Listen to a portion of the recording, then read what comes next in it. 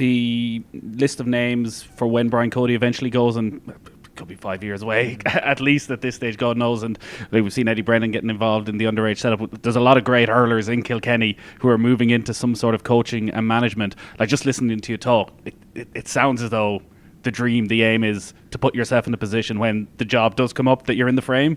Yeah, well, managing Ballyhale or Kilkenny, like, to be honest, neither of them actually are crying out to me. I'd love to just manage, and coach whatever team it might be, like, so I'd be very, like, and it's down the line, to be honest. I'm doing that PhD in leadership and coaching, so I'm building towards that, to be honest. And again, would I be good or not? I don't know. Maybe I might be any good at it. I might do it for a year. I'm like, God, I was terrible at that, and then just move on to something else. But does that have to be in Gaelic games then? Like, you're talking about going in, because I get, like, technically Gaelic games is an amateur sport. This is your profession, leadership, coaching, that maybe you do need to look elsewhere. Yeah, I'd love to see a rugby set up and see would I like it maybe. And again, I've no rugby experience. I never played rugby, so that does, it would make it easier if I did play it, I suppose, understand the game and that. But at the same time, in terms of psychological side of things, you probably don't need to be a player to try and help. You're used to that elite setup, yeah, exactly. Used to it. And again, a lot of values that we have from the GA, rugby teams would love that, I think, because again, from an amateur side of things, not getting paid and all that kind of stuff,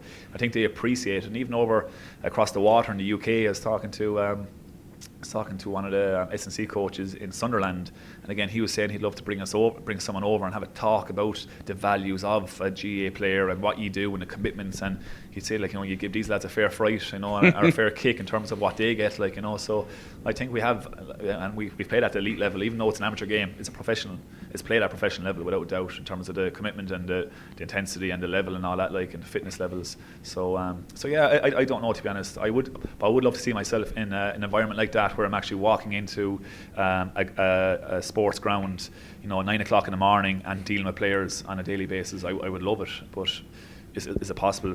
Maybe not. I don't know. A couple of things before we let you go. That conversation when it did happen then with Brian Cody about retirement after Christmas, like, I know Taggy Fogarty wished he'd got the hug or something at the end of it. How did that conversation go? Yeah, I think maybe it was David Herity was looking for a hug or something, maybe, or a cry or something. Yeah, but it was grand. No, we ended it fine, and as I said, I have great respect for Brian, and he's shown great loyalty to me over the years and stuff, and great confidence in that. So, and I probably excelled underneath him, being honest about it, in terms of how he probably managed me. So, I've just a debt of gratitude to him, I suppose. But yeah, no, like I said, we're not, like, we're cousins. I think he's her cousin or something, but we're not close in family at all.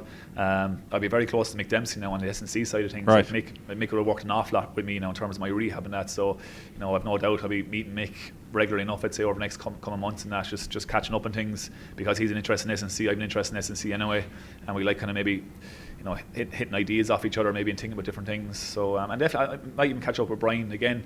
He probably likes to keep to himself in some shape or form, but again, he's smart enough. He likes to see other views and that, and seeing how someone else maybe looks at something. And I'll be keeping an eye on these league games too, like, because I still have a massive interest in the players, and again, emotionally, I'm still kind of attached to thing in some shape or form. Yeah. I think. Well, could that be a potential issue over the next couple of years? Like, you're talking about getting involved, getting experience. Is that why you're thinking, like, getting in to look at Leinster, going to Sunderland, looking there, that actually, if, say, I don't know if it's possibility of going in with Anthony Cunningham and doing some work with the Dublin hurlers, would you see maybe a conflict there for you personally over the next couple of years?